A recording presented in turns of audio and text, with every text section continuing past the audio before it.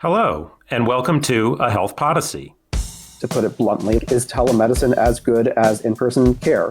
I'm your host, Alan Weil. We've all heard about the rapid expansion of telemedicine as physician offices shut down and people were reluctant to venture out of their homes in the wake of the rapidly spreading COVID-19 pandemic. Both public and private payers were quick to change their policies in response to plummeting office visits, with CMS expanding coverage for virtual visits on March 17, 2020, and private insurers almost immediately following suit. Within just a couple of months, telemedicine use increased many times fold for those with commercial insurance, those with Medicare, Medicare Advantage. But how widespread was this increase?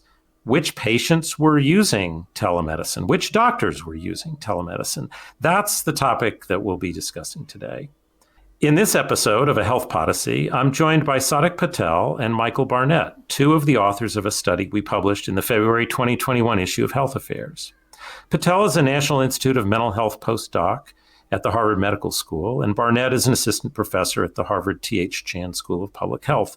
They dug into the data on telemedicine and found lots of different kinds of variation that can help us understand where telemedicine has been and where it might be headed. Drs. Patel, Barnett, welcome to the program. Thanks so much for having us, Alan. Thank you. It's a pleasure to join you today. It's a real opportunity to dive into these findings. Let's just start with the study itself. You're looking at the expanded use of telemedicine. That's a term that means different things to different people. So what do we mean by telemedicine? Whose telemedicine use were you looking at? What were you looking for in this study? Yeah, as you mentioned earlier, we've seen tremendous growth in the use of telemedicine, and we define telemedicine as audio-video visits. And we were particularly interested in understanding telemedicine use for outpatient care during the pandemic.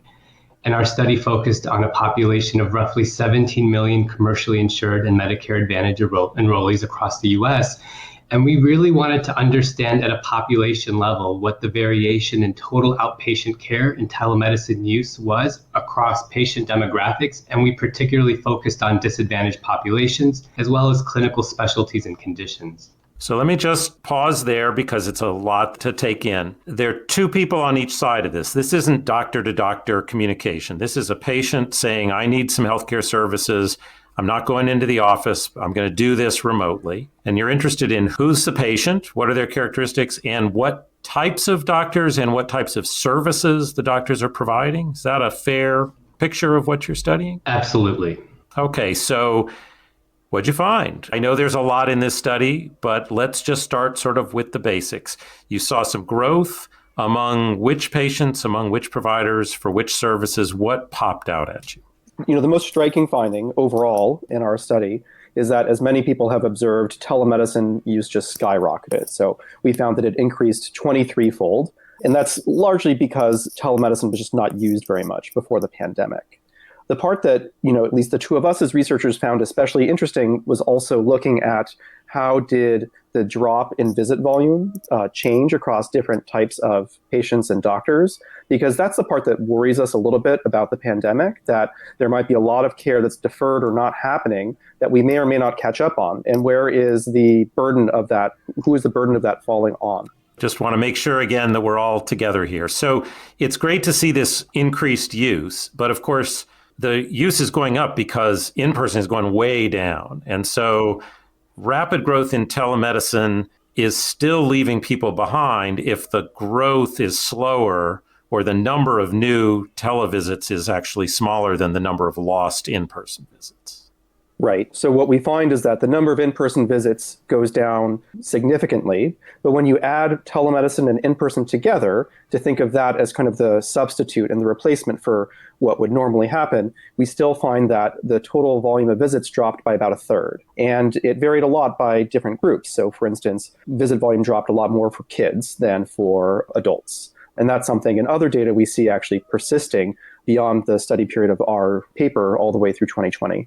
So let's pull apart some of these findings. First of all, it's really great to understand that, because the base is so low in telemedicine, saying that there's a 23-fold or a 10-fold or a 50-fold doesn't really answer the question of whether people are getting their healthcare needs met. And when you see declines, of course, it's from a much higher base in-person visits. So you can't say, well, 10% decline, 20% decline. The bases are so totally different. Dr. Barnett, you've certainly been looking at telehealth for a while. You had a paper in JAMA in 2018. There's a sense, I think, among many people that this was like a total discontinuity, like, everything changed. Does it feel that way to you? I guess it depends where you sit. I think if you're someone that lives in the world of telemedicine and you think about it a lot, or you run a telemedicine company, it probably feels like, you were here all along. Like, how are people saying, this wasn't happening? But I think from a health system perspective, it really is, it's kind of a singularity. Like, there's going to be the pre-COVID times and the post-COVID times. And any analysis of telemedicine, probably of the whole healthcare system, but certainly of telemedicine, you really can't travel across that barrier without having to completely change the interpretation of how you look at healthcare before and after. And, just as an example, I said there's a 23-fold increase, but, before COVID, we found, let's take an example here, for patients 65 and older, that 0.1%, so 1 in 1,000 visits was telemedicine. And then after the pandemic, it was actually 24%, so nearly 1 in 4 visits. And that's just a massive change. You go from it being a very niche phenomenon to something that a lot of patients are actually doing over the course of several months, and it becomes actually fairly universal.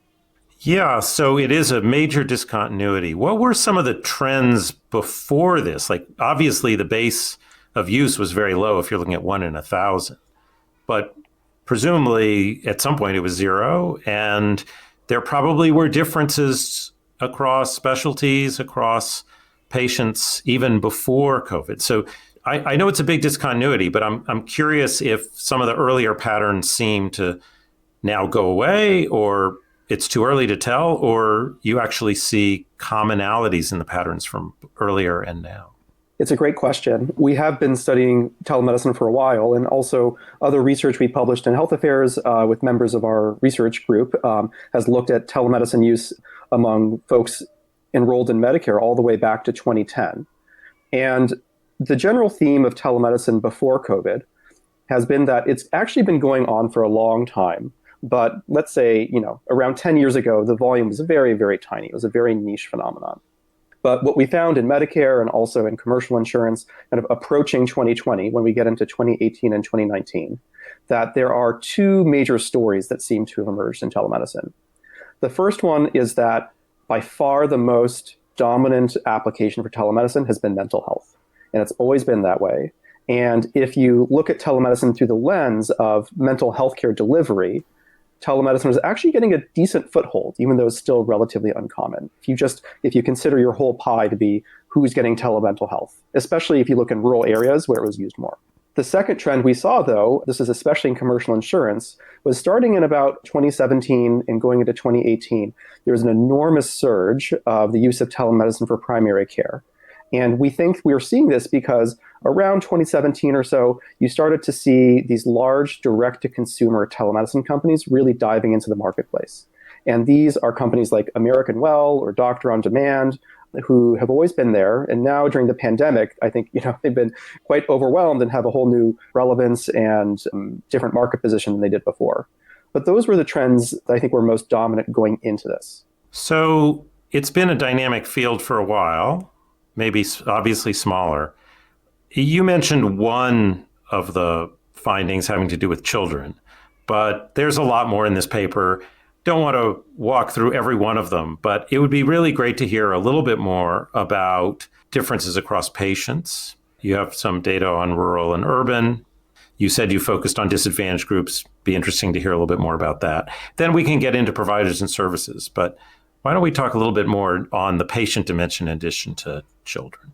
Absolutely. I think one of the most important findings in the study with particular focus on patient population is the lower use of telemedicine among commercially insured enrollees in counties with higher rates of poverty and those that lived in more rural areas.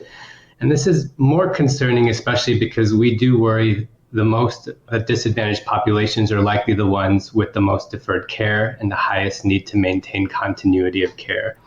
And so I think it's really an important public health concern to monitor to understand how the lower use of telemedicine among these disadvantaged groups may affect long-term health outcomes as well.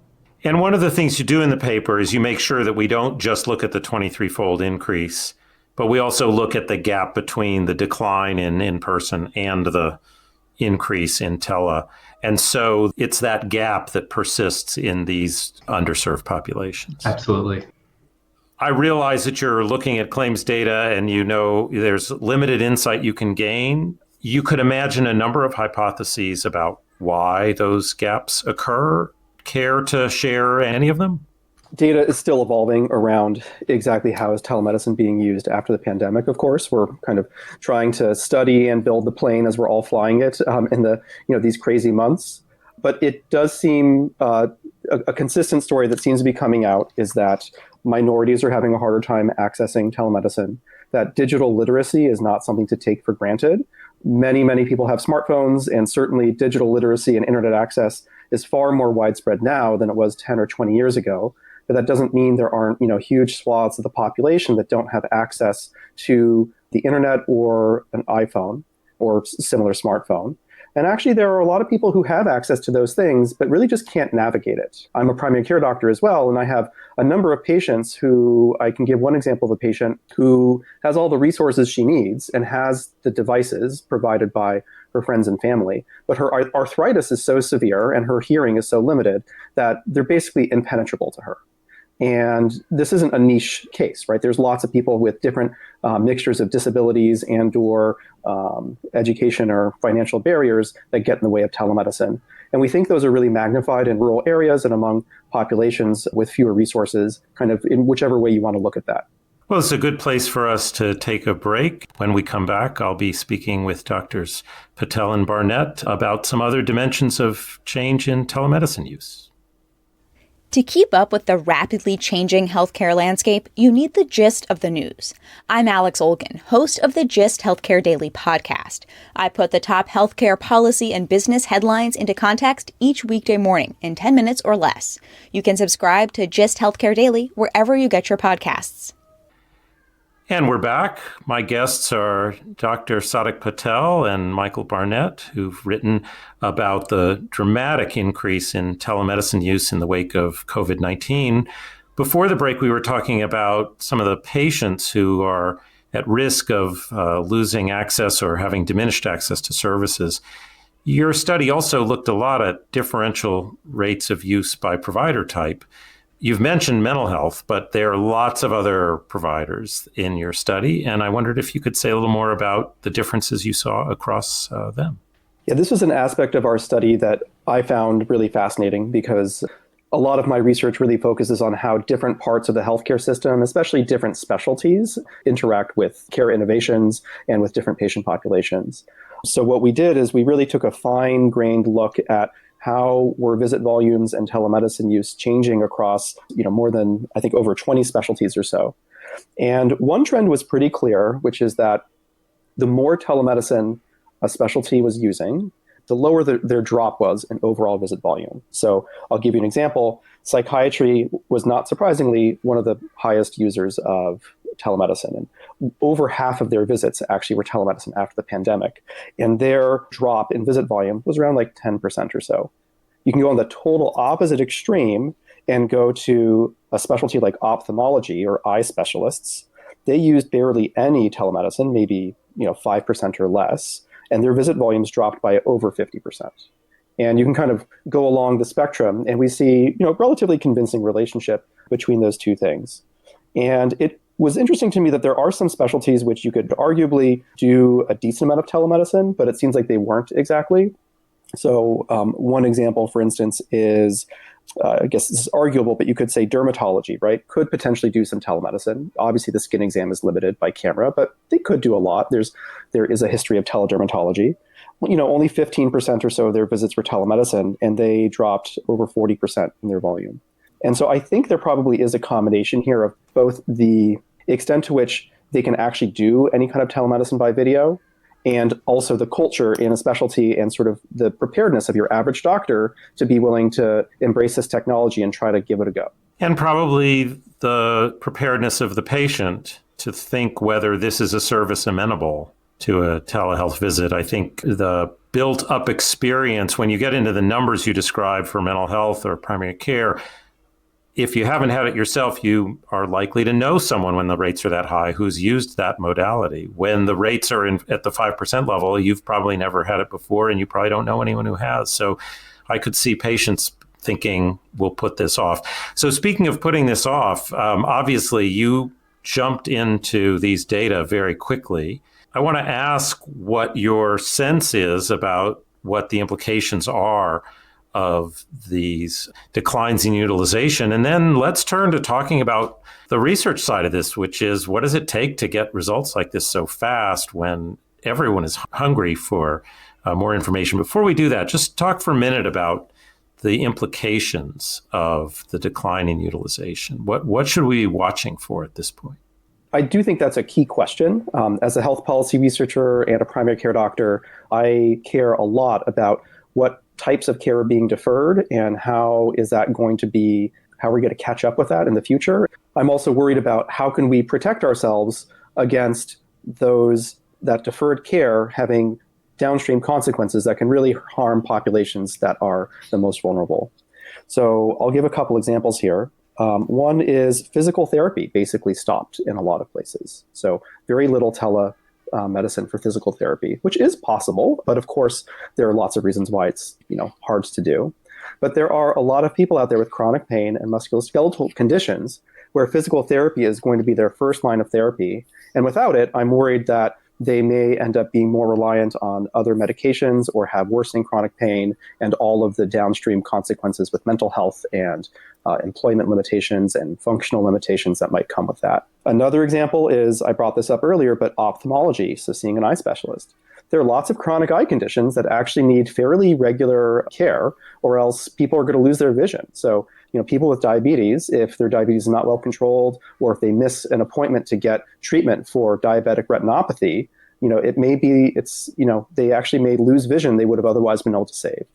Sadly, I'm worried. I'm fairly confident that the burden of this is going to fall on underserved populations who are already suffering so much, and there are, I think, kind of the fewest. We have the fewest tools right now and resources available to us to help them. So let's turn to this question of sort of how you did this analysis. We have seen a huge increase in submissions in the COVID era because people are hungry for knowledge. And again, as you noted at the outset, the generic notion that the use of telemedicine went up, that was pretty well reported. But this more granular look required you to go deep into some large data sets that are not easy to use and don't always come out quickly. Talk to us a little bit about just sort of what it took to get this up and running and done in such a timely manner that it could help our thinking about the future of telemedicine while it's still under construction. Well, I'd say that our secret ingredient is Sadiq, so I'm going to let him take a stab at this. We all need a secret ingredient. Tell us how you did it. First, just access to these data. I think second, having a strong team. And more important, just being able to merge both the granularity and complexity of claims data, access to billions and billions of lines, and being able to visualize that data and transform it into a way that we can make both policy and clinical implications from. And I think that was the biggest challenge in order to tell a clear story that provides both clinicians and health policy researchers with tools to create policy moving forward to help address some of the healthcare delivery needs during COVID. So give someone who doesn't do this kind of work a little bit of a feel of how many lines and what do you mean by a line of data? Yeah, just looking at a year's worth of claims data, let's just take 2020 through July, we're looking at about 1 billion lines of data.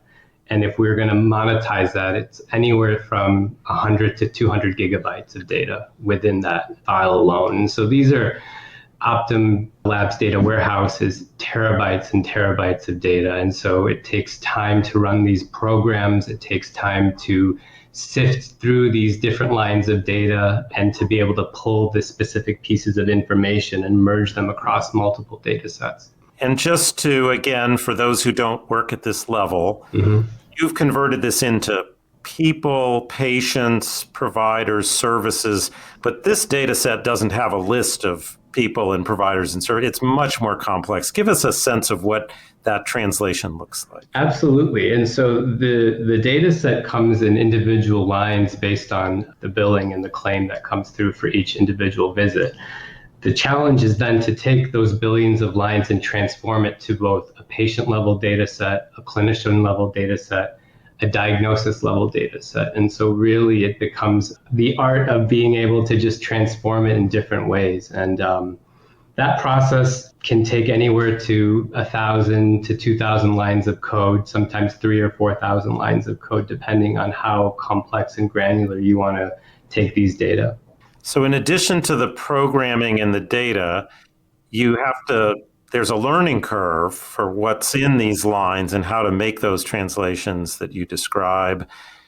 How long have you been working with this data set? What does it take to have a level of facility that you're confident that when you're making those translations, you're getting, what you set out to do? That's a good question. I worked in the data science analytics for 5 years, looking at the financial sector. And so back then I used SAP software. And so similarly, different software systems are built in similar ways. And so now working within claims data for the last 2 years now, I've worked with both Medicare, Medicaid, and the Optum Labs data warehouse. And so they all have very similar structures as well. And so I think it's just merging those 5 and 2 years of experience has really allowed me to be able to work quickly through claims data and understand the intricacies, the complexities of it, but then to translate these billions of lines into the visuals you see in the paper to tell a clean story for our audience. So, Alan, if it's okay, I wanted to share just a few things about the research side, because I think there are a couple of other anecdotes. Absolutely. Please do.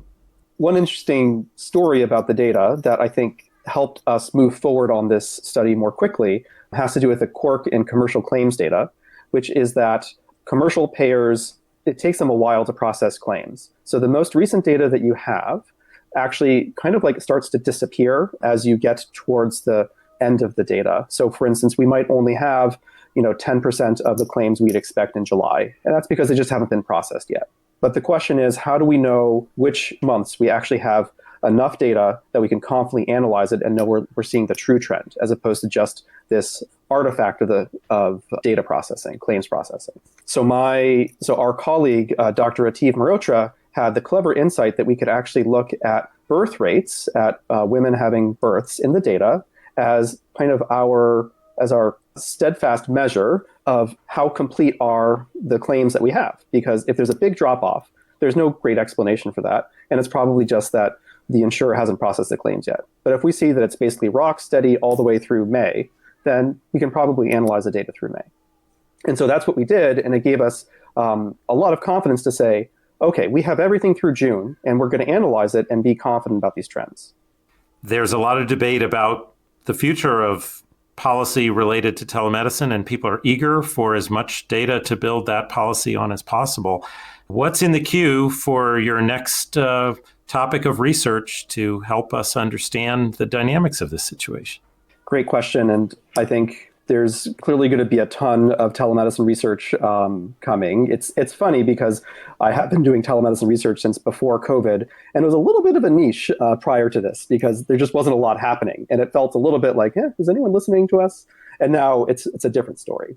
But I'd say there are lots of questions that could be answered, but I guess two that come to mind, and then I think Sadiq, I'm sure, has his own questions. So one is that telemedicine is actually happening in a lot of places and from a lot of different types of providers. It's not just having a face-to-face visit with your primary care doctor. And so, for instance, in nursing homes, they had to use a lot of telemedicine because they don't want to have doctors coming in and out of different facilities. So, how did that affect care being delivered in those nursing homes? Or there are other specialists that who may not be physicians that are doing telemedicine, like I mentioned physical therapists earlier, but there are also psychologists, there are speech and swallow therapists, all sorts of different kinds of care. Kind of how have those industries changed? Then a second question, which I think is on everybody's mind and is tricky to do, but we're trying to think through it, is how does telemedicine use affect quality of care and outcomes, right? So, to put it bluntly. Like, is telemedicine as good as in-person care? And that's like a very simplistic way to phrase it, but there are lots of ways that one can look at it and try to ask, on what dimensions does telemedicine seem to be basically working fine? And in which dimensions does it seem like telemedicine is really not meeting the bar, and we have to be very careful about it, either clinically or from a payment perspective? And to follow up on what Michael just mentioned, I think a third question that I'm particularly interested in is understanding the extent to which broadband access and digital literacy is impacting the use of telemedicine. Well, Doctors Patel and Barnett, it's great to get this insight. It's great to have this front line view of looking at data as it emerges in real time, the challenges associated with doing that analysis, but also the really interesting questions that we already can begin to answer, which is so important given, as you described, that foregone care can turn into lasting negative consequences very quickly. So we really need to get our arms around this. Appreciate the study and appreciate you being with me today on a Health Podyssey. Thanks for having us. It's a pleasure to be here. Thank you. It was a pleasure to join you today. Thanks for listening. If you enjoyed today's episode, I hope you'll tell a friend about a Health Podyssey. Health Podyssey is produced by Health Affairs, the leading journal for health policy research. The team behind the show includes Patty Sweet, Jeff Byers, Brian Dobbs, Julia Vivolo, Sarah Kolk, and Sue Ducat. Like the show? Subscribe to a Health Podyssey on Apple Podcasts, Spotify, Stitcher, Google, or wherever you listen to your favorite podcasts. Thanks for listening, and have a great morning, day, or evening.